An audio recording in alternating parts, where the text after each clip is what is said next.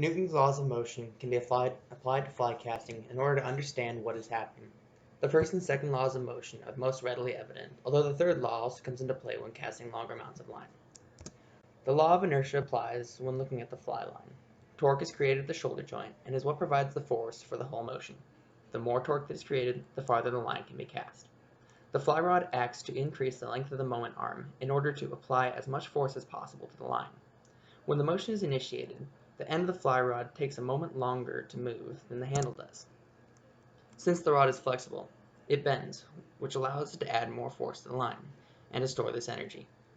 During the entire backcast, the rod is bent, and the amount that it is bent helps to determine the velocity with which the line flies behind the fisherman. This is called loading the fly rod. When the arm completes its range of motion, it stops quickly.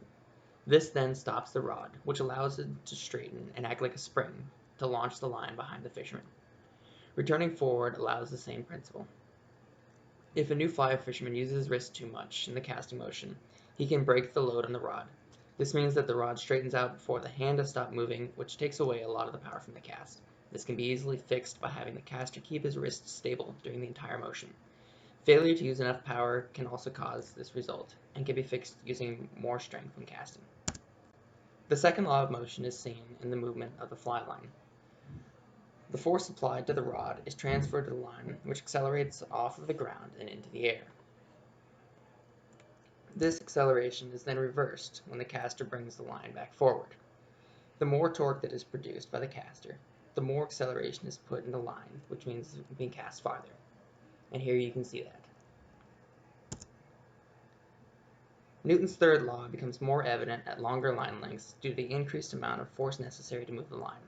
The fly line exerts a force on the fly caster that must be overcome in order to reverse the direction of the line.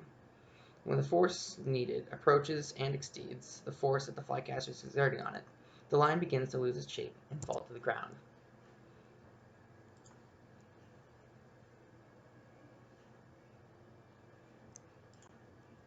Here you can see the line laying out in front of the caster, and you can see the sudden stopping motion that is used.